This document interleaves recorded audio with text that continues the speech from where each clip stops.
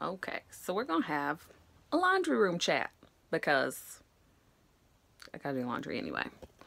And it's a very pressing kind of thought on my mind as we're in February.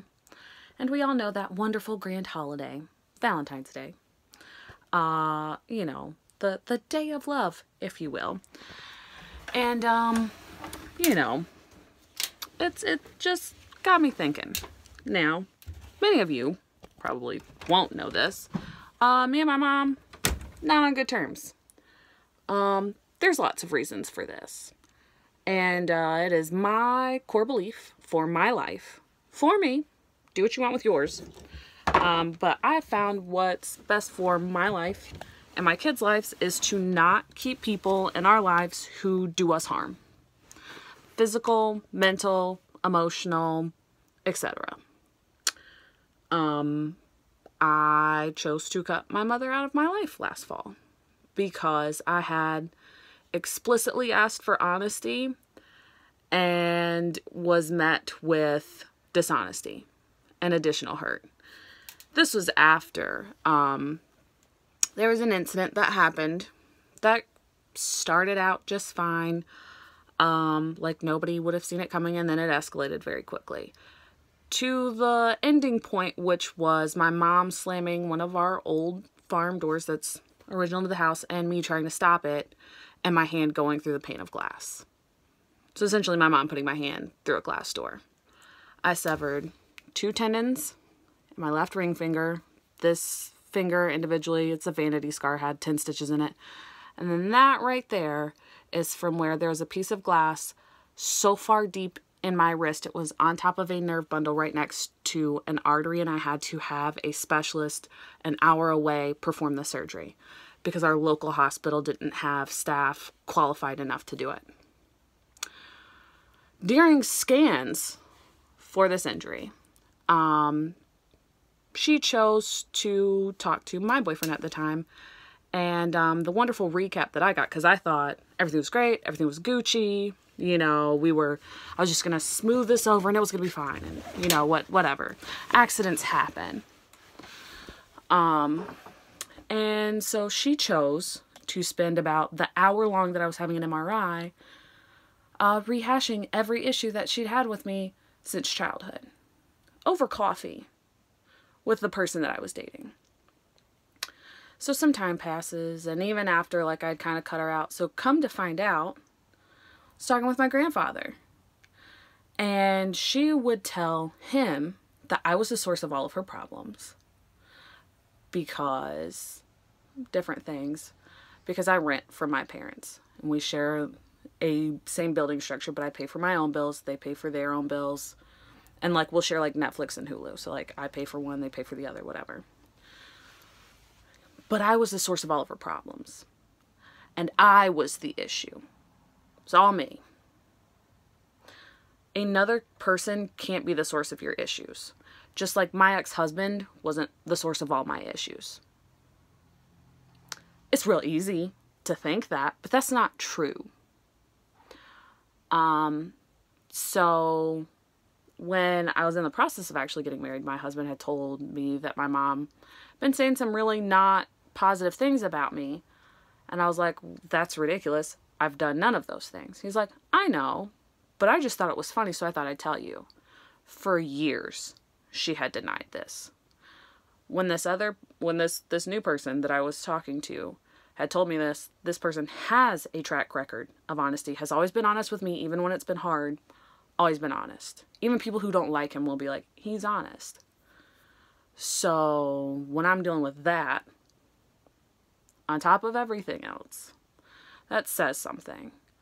And my mom's now out of state, and there's a lot of people, because she moved back to the place where I had lived the longest. So I have some high school friends who are still there, and I would like to think that my character speaks for itself. But when you don't post a lot on social media, because I don't think it's anybody's business, to be honest. If y'all really want to know, you know where my Facebook Messenger is.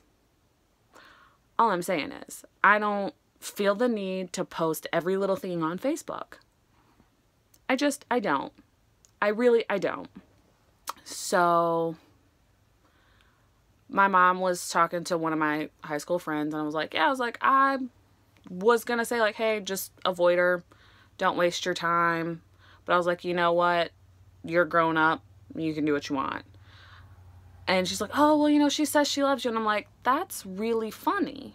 Because when you love someone, you don't physically hurt them. And there's other, like, childhood things that we're just not going to get into.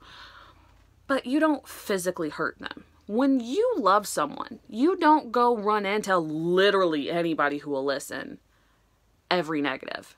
When you love someone, you make it a damn point to tell them that you love them. Since the major issue that happened in November, which I'm not going to get into, but since the family issue in November where I decided to, do that, through that, I didn't get nothing. She sent my sister's letters. She sent my dad emails. Granted, she has every single email. My phone number hasn't changed. I did block her on Instagram because, no. Actually, I reported her account as spam, which Instagram will automatically block your account for that. Because you're not going to sit here and spam me with lies. You're just not. And to sit there and say that you love my kids and all this after some stuff that you've done, no, I don't have time for liars. I do not take abuse from anybody. I've been there. I've done that. I've been in the place where I thought I deserved it. I still sometimes struggle with, do I deserve to be happy or not? But I will be damned if I let somebody in my life who's going to tell me they love me after putting me through physical and emotional hell. I don't care if you're my mom.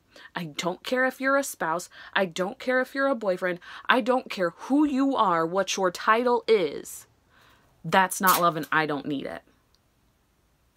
Period. Because some of the stuff that my mom has done to me, if you would put it in a male-female domestic relationship, people would be like, well, why did you stay? Well, why didn't you leave him? Love doesn't physically hurt you. Love doesn't emotionally manipulate you. It doesn't. Love's not supposed to hurt. Biblically, if you go back, love is patient, love is kind, love holds no record of wrong. Okay? Those are 3 things that specifically define love. There have been times when my mom would get so pissed off, and this is why I would pay my rent so far ahead in advance, because I'm not going to be late on something. It's because my mom would repeatedly tell me to pack my crap and leave. To take my kids and get out of her house. Knowing that I had nowhere else to go. That's not love.